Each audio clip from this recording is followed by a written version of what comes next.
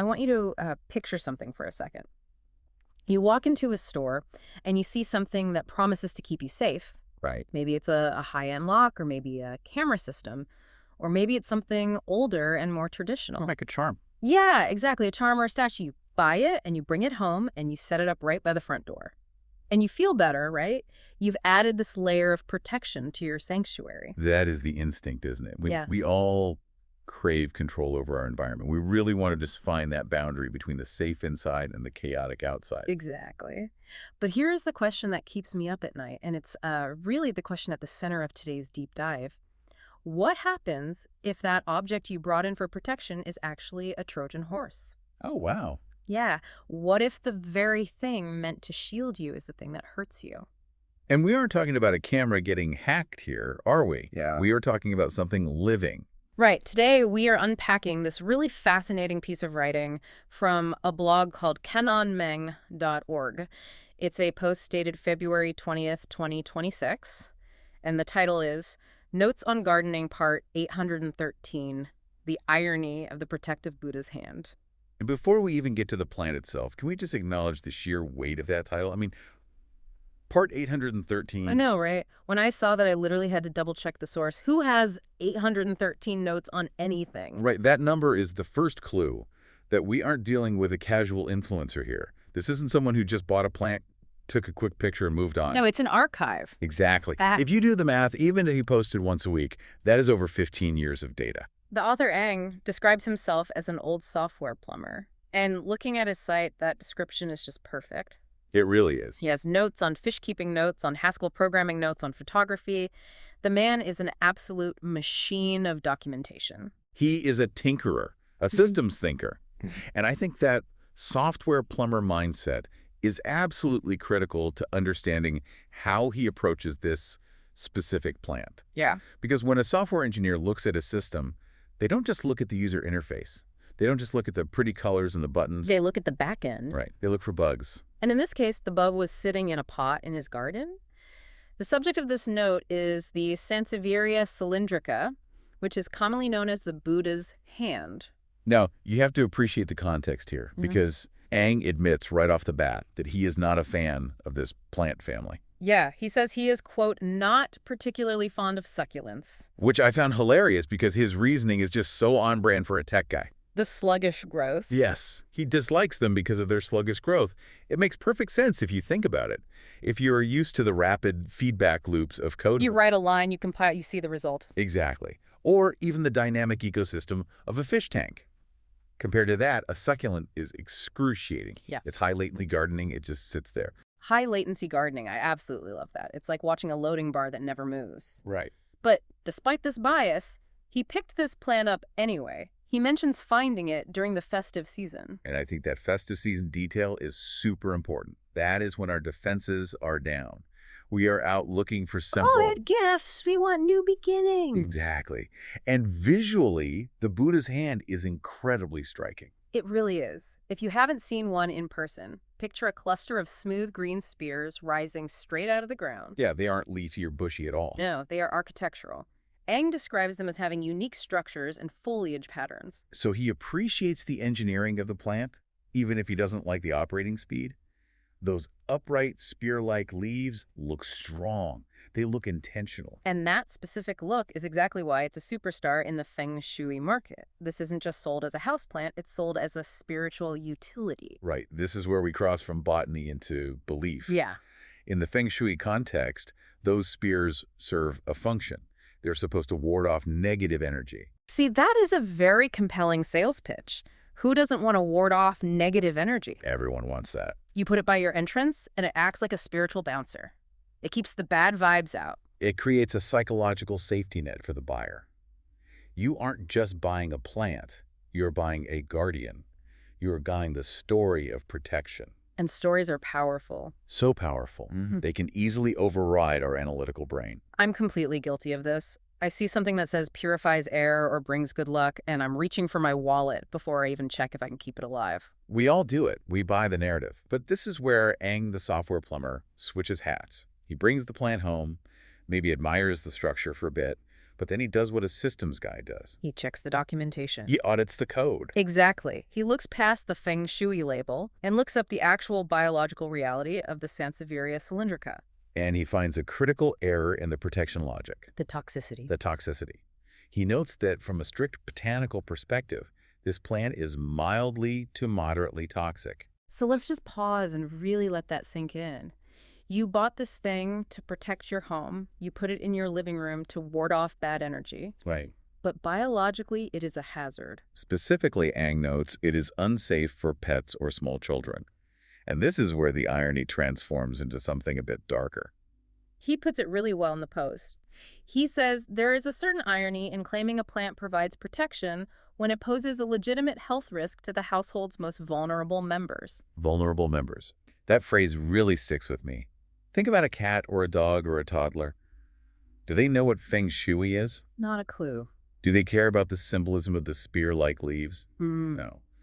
To a dog, that spear looks like a stick. And to a toddler, it looks like a green toy. Exactly. The protection is entirely in the mind of the adult, but the risk is entirely in the body of the dependent. It's a complete mismatch between user experience and system reality.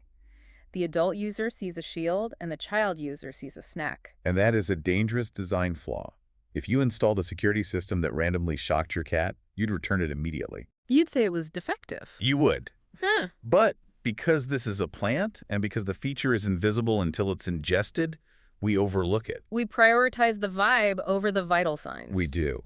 And I think Ang's background is what allows him to spot this so clearly. He's used to systems where a single bad line of code can bring down the whole network. Right, he doesn't take "it works on my machine" as an excuse. No, he wants to know if it works in production, and production being his living room with his family. I want to dig a little deeper into this software plumber persona because I think it's the secret sauce of this deep dive. The blog isn't just about gardening. No, not at all. It's a massive mix of everything. Notes on Elixir and Erlang programming, notes on networking, notes on fish keeping. Notes on Haskell. Don't forget Haskell. How could I forget Haskell? But seriously, what kind of person maintains active, detailed notes on fish tanks and functional programming? A polymath. Or at the very least, a highly dedicated generalist. You see, in the modern world, we are often told to specialize. You are a gardener, or you are a coder, or you are an aquarist. Yeah. Pick a lane. Exactly, pick a lane. But Ang ignores that. He applies the same rigorous logic to everything. It's all just systems to him. Yes. A fish tank is a biological system with chemical variables. You have pH ammonia nitrates. If you get it wrong, things die. Right. A software program is a logical system. If you get the syntax wrong, it crashes. So a garden is just another system. Precisely. So when he looks at the Buddha's hand, he isn't seeing it the way a casual shopper does. He's debugging it. He is stress testing the claims. The market says feature protection. Ang runs a diagnostic and says error contains toxins. And most of us don't run that diagnostic. We just trust the vendor. It makes me wonder about the festive season element he mentioned earlier. He found this during a holiday period. That's usually when we are the most irrational, isn't it? Oh, absolutely. The festive season is a major vulnerability window. Our critical faculties are completely overwhelmed by lights, music, and the pressure to create a perfect atmosphere. We are primed to buy hope and luck. We want the shortcut. We want to buy a pot that solves our anxiety. And the garden centers definitely know this. They position these plants front and center. They label them with the benefits. Wealth, health protection. They certainly don't put a giant skull and crossbones on the pot. Oh. That would ruin the conversion rate. Can you imagine? Guaranteed to bring good luck and also keeps your local vet in business. That is the honest label. And that is essentially what Ang has written here. He has written the patch note that the manufacturer left out. What I love about this, though, is that he doesn't just say, don't buy it. He isn't out here saying we should ban the plant entirely. No, and that's the nuance of his approach. Mm-hmm. He appreciates the plant for what it is. He likes the structure. He just wants the user to be informed. Right. He talks about using a dose of common sense and basic botanical knowledge. Common sense. It sounds so simple, but in the age of viral trends, I feel like common sense is becoming an endangered species. It really is, because we have outsourced our knowledge. We assume that if it's for sale in a nice store, it must be safe. We assume that if it's called Buddha's hand, it must be benevolent. Ang is saying, reclaim that knowledge. Don't outsource your safety to a marketing team. It reminds me of people who buy pet-friendly rugs but then use highly toxic cleaners on them. We just have these blind spots. Right. And Ang's approach with this meticulous documentation is the antidote to those blind spots. Look at the frequency of his posts. Yeah. In February 2026 alone, he's posting about networking loops and this plant. He is constantly observing, constantly recording. It's a real discipline. It's the difference between a tourist and a surveyor. Oh, I like that. A tourist just looks at the view, but a surveyor measures the ground. Aang is surveying his life. And that makes him a trustworthy guide. When someone who has written 813 notes on gardening tells you to watch out for a plant you listen, he's put in the reps. So let's talk about the practical solution here. Let's say one of our listeners has this plant, or they're eyeing one for their entryway. What is the software plumber approved move? The move is sandbox. Sandbox. Yeah, in software, if you have code that is risky but useful, you sandbox it. You isolate it so it can't hurt the rest of the system. So put it on a high shelf. High shelf. Locked room. A sturdy plant stand that a dog can't knock over. Okay. You can still enjoy the aesthetic. You can even enjoy the symbolism. There's nothing wrong with symbolism, but you have to respect the biology first. Respect the biology. I think that's a key takeaway. The plant isn't trying to be evil. It's not a villain in this story. Not at all. Yeah. In fact, let's flip the script for a second. Why is it toxic? Self-defense. Exactly. The toxicity is its protection. It evolved those chemicals to stop animals from eating it. It is literally a protective plant. It just protects itself, not you. Whoa. Okay, that is a mind bender. So the Feng Shui marketing isn't exactly lying, it's just misapplying the feature.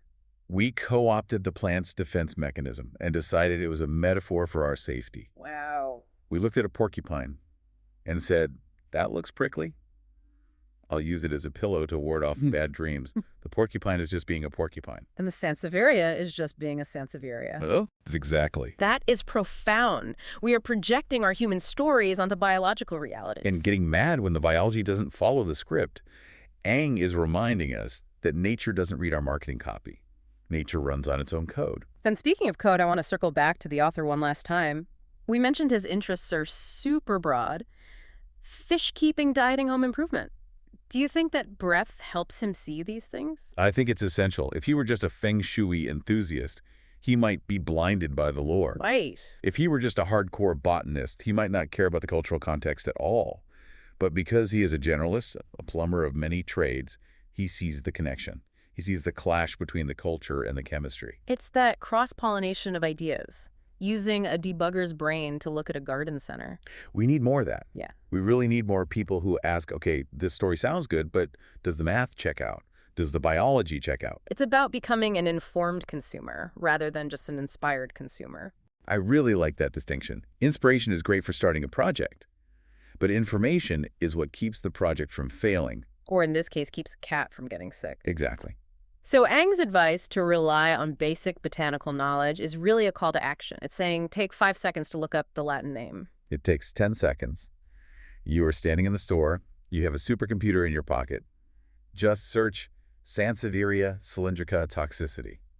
That simple search query is the difference between a safe home and a hazard. But we don't do it because we want the magic. We want the charm to work. We do. But true protection isn't magic. True protection is knowledge.